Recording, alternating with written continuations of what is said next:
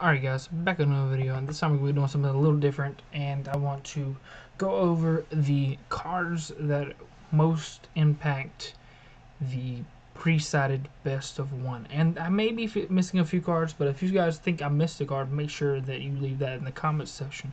I want to see who's interacting with my videos and who enjoying these type of videos with Deck Planet, and shout out to them. And if you haven't already, consider becoming one of their Patreon members to support them, and they're an awesome deck building site. And I wanted to try out this setting right here that I didn't know was a thing until I was just looking over the website myself, and it has a content creator mode, and I want to showcase it myself here, and I think it's pretty cool.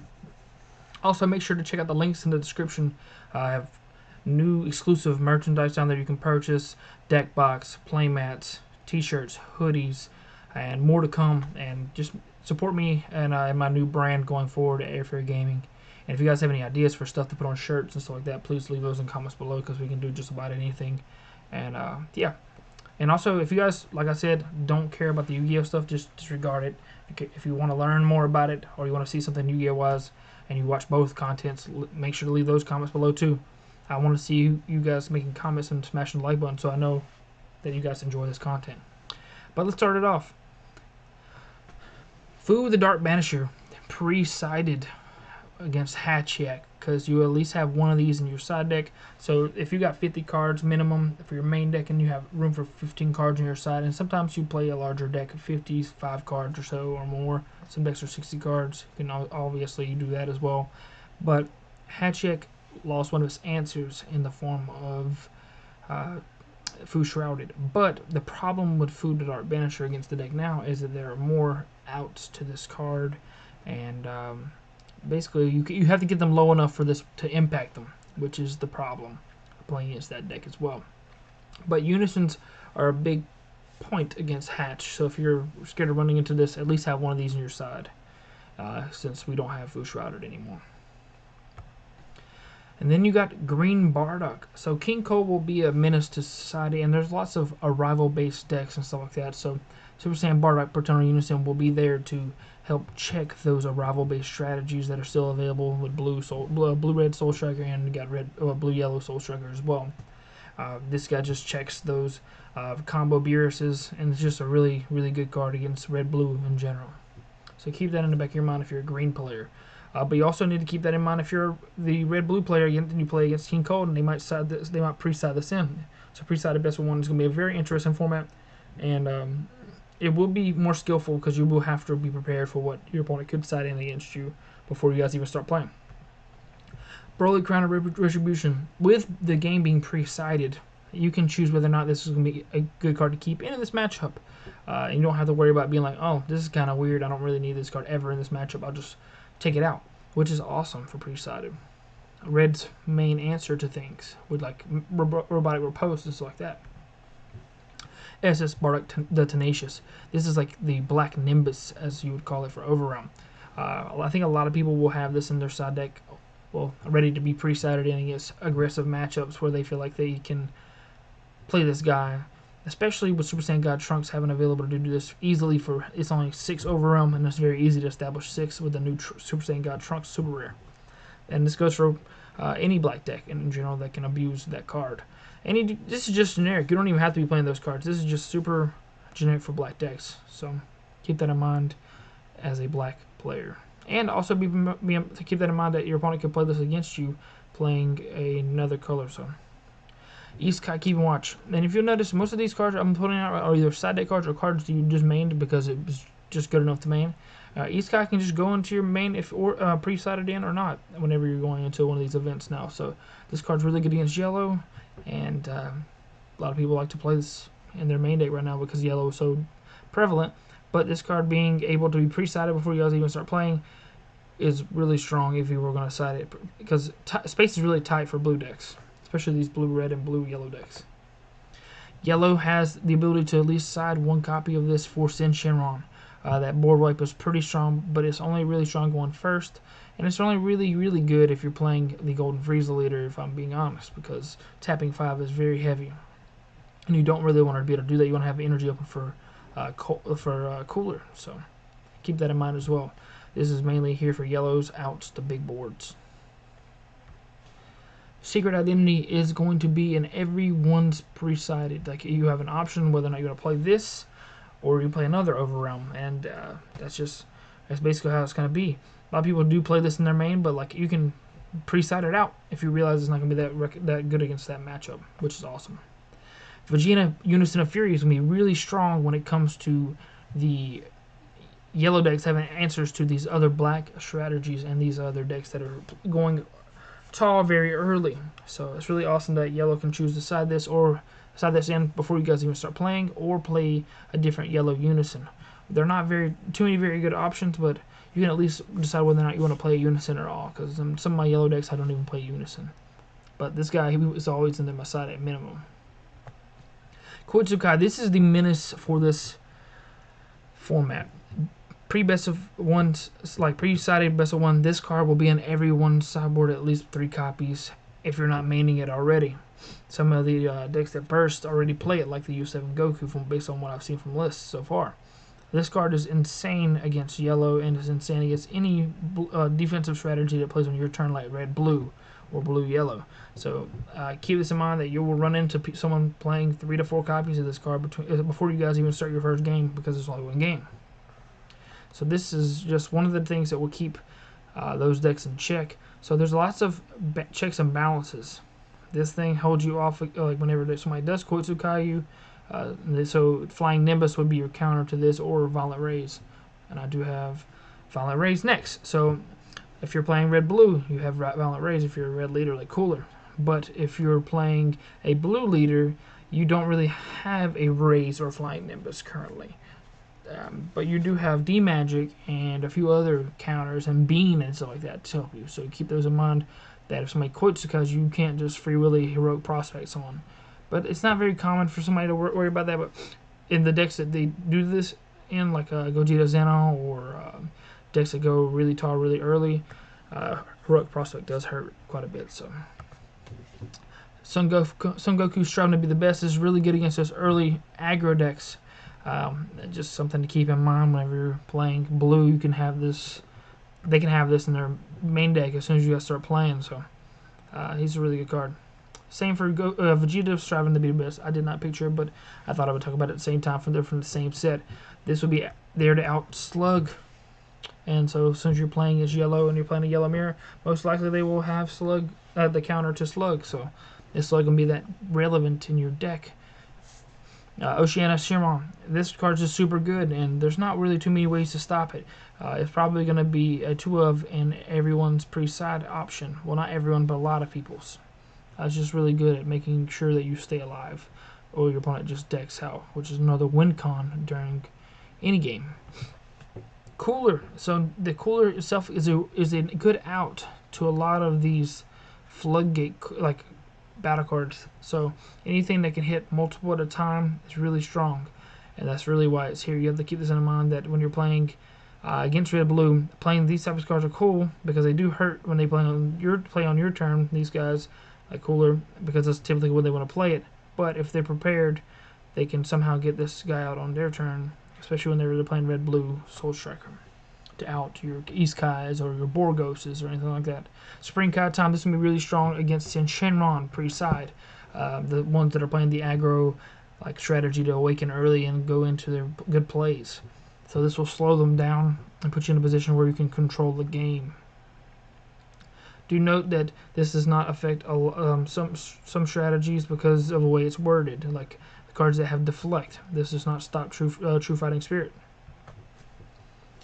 Borgos. So this is the anti-D magic. It's not that relevant, but it is an option that you may run into. So be prepared for Borgos, both of them, or the clones that are like that. Any of the clones that are like this card in general. There's a Videl and a few others. Being mindful that if blue is really heavily dominant for best of one pre-siding, you will see cards like this to make sure that you can be aggressive against them. The anti-King Cold, as I stated, King Cold is the second card, one of the second cards that would, like the Bardock Unison for that deck. You have the yellow out to King Cold. So if you play against yellow, imagine that they're going to have this playing against you as soon as you sit down against them. Be prepared for an out. There are outs to this card, like Shield and Super Saiyan. So not Super Saiyan. Gohan, the the Spirit Gohan, just from the draft box. Triple strike. It's a double striker for three. For I think it's 3 energy or 2 energy when you have 3. Yeah, 2 energy when you have 3 life. So you have outs to this. And also Kaioken can out this and Slug and stuff like that if you're playing red. Petrification, a card that most black decks didn't really care to main deck unless you're Hatchak, but they were doing so just because it's good in general. So now they have the choice to pre-side it out if it's not that good. If you're playing Soul Striker, you imagine you play SS3 Gogeta in your deck because you do want to have the outs to your opponent's Borgos so that you're able to untap your energy with your leader's effect, and also it's aggressive. And this is the Borgos clone, which is Whis. Yellow is going to be really powerful because it's the only real check to yellow right now, in my opinion, is Koitsukai, along with the ability to play Iskai and stuff like that. And then you got like basically all the cards you see. There are a lot of outs to yellow, but like none of them consistently do what they need to do to finish the game against yellow. So be prepared for yellow having the outs for your deck as well. So keep that in mind. Cooler, if you're a Cooler player, I imagine you have this card in your pre-side. I really speak about this because a lot of people that play Cooler watch my profiles. Cooler Clan Adventure is a decent card for main decking against certain strategies that aren't going to attack you. You just sit back and you play this guy. Also, draw apes are most likely in your main or side. I do like them in my main currently, but pre-siding you'll have more options. Slug is a card you need to have an out for if you're playing in this meta because it did not get touched. So I imagine people will still be playing this card. So if your deck does rely on drawing by playing 1-drops and by playing battle cards in general, as most cards do in this game, this turns it off. It also turns off super combos. So if you cannot double Cooler this or something like that to get rid of it, it is going to be rough. Also have outs to Poutine, which usually go hand in hand with Slug. Super Saiyan 4 Gogeta, thwarting the Dark Empire. This one is the one I wanted to note mainly because you will be able to pre-side it in if you see that this will be relevant against the matchup, because you don't have to play it as a one-of. You can just play like 2 in your side, pre-side it in if they're not playing yellow or they don't have the counterplay Trunks in their deck. So this will be good against green and good against red. Even though red can out it, but it's still pretty difficult for them unless they're playing the U7 Goku. So keep that in mind, that you need to make sure you're being careful with that card. Bardock, the Fighting Against Fate. This is really good whenever you think Secret Identity will not be that good in that matchup. So if you don't feel like this is going to be that good, pre-side in your SS4 Bardocks because it's just really good. Then you have Son Goku Return of the Dragon Fist. This card is a yellow Menace, but only really good in certain matchups. There's a lot of matchups right now that really don't care about this card, or they can just get rid of it or blank it with Final Flash, or there's lots of ways to get rid of it or make it to where it doesn't do as much. But it is a good removal card, and if you know it's pretty good in the matchup and you're playing a deck that plays a Unison that's yellow, play this card. You can pre-side it in. Then Golemite. This is for the Sin Shenron matchup if you're playing yellow. Make sure that you have this card available. This would be one of your best cards at removing their big Shenron so that you're able to play. But be careful with this card because it doesn't always save you, because if you use it too early and you don't have a way to clear, you gave them some free cards.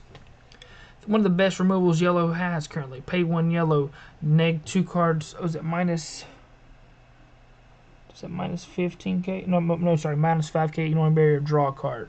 So discard this, cycle, draw a card, kill 2 things, minus 5. And it's really strong at getting rid of the silver bullets, like this one. Dark Plower, Black Mass Sand's really strong, but it's not good against everything. So everyone will most likely have 1 or 2 of these, or 2 to 3 of these inside of their pre-side options, because it's just a generically blowout card against certain matchups. But depending on how the format shapes up, it may not be that relevant. So keep that in mind, that some decks will move in and out of the format. And I put a second Black Mass Sand, but this card's just a representation of all Self-Awakeners. If you want to play any card that self-awakens when you're playing a deck that doesn't have the ability to awaken or get to 5, this is a good option. But I'm saying any option that takes your life, to make sure you get to 5 so you can use the take a life cards to play a token is really important. So keep that in mind. If your opponent doesn't attack you and just wants to stall you out, you will need some type of self-awakener in your pre-side if you're not able to take yourself straight down to 4. Not every deck's like that, but there's quite a few that have that ability. Then you have Magic Burr, the Broken Seal. So this is can be a very common card for pre-siding. If you can afford the 2 energy, especially Soul Striker will have a advantage at being able to pre-side this in because it restands the 2 energy that you spent. So you can play multiple of these in the game, which is really strong. So you can play this on 2, you can play this on 4, and if you're calling something that really hurts your opponent to not be able to play, it can be really impactful. So keep that in mind. Jiren, Survival of the Fittest. This is only there really for the Turn of the Tide. So basically, I wouldn't play Turn of the Tide in this format into a open energy because Jiren's going to be there in most people's decks and between main and side. And it's pre-siding, so they can just put that in whenever they want. And the problem is you don't know what someone's pre-siding, so you have to play around these cards before you even get into the tournament by not playing them at all, or playing them whenever you know it's safe. Then you got Saiyan Instincts. This is mainly just for hand control. You can pre-side in, but a lot of decks just need the extra draw power, so some will mean this. Then the last card I think I have here, Kaioken, is just representation, like it's a representation of removal for barrier threats like Lord Slug. A lot of decks will play this, and it's also a board wipe if you tap 3 for it. It's also a Universe 7 card, so keep that in mind that you will probably see that between main and side when you're playing in the tournaments for siding is going to be a thing. Also, make sure to practice this inside of your locals if you can. I may be trying to get my locals to do this in an upcoming event at our store so that we can at least be prepared for it. Okay? And if you guys have questions or anything like that, make sure to smash the like button and leave the comment section below blown up so I can know what you guys want me to answer. Because I do want to answer questions. There are a lot of cards I probably missed that are just like either blowout cards against certain matchups that if you know you have a bad matchup and you're playing one of these colors that I mentioned or one of these decks that I mentioned, you can always play cards to mitigate it. So, for example, against Vegeta, Unison, and Fury, if you're playing a deck that really needs to attack with your 6-drops like Gogeta Zeno, you can play a Self-Awakener that does double strike or something like that to get rid of markers off the Unison. Just keep in mind that Soul Striker will be around and people will be playing out to the Soul Striker if you're the Soul Striker player. So it's always good to remember all the threats because it's pre-siding. You have to be really prepared for this type of event. And I hope to see you guys in Miami and Texas, and I want to see each and every one of you be successful, so make sure to leave comments so that I can answer them. And I'll see you guys in the next video. Deuces.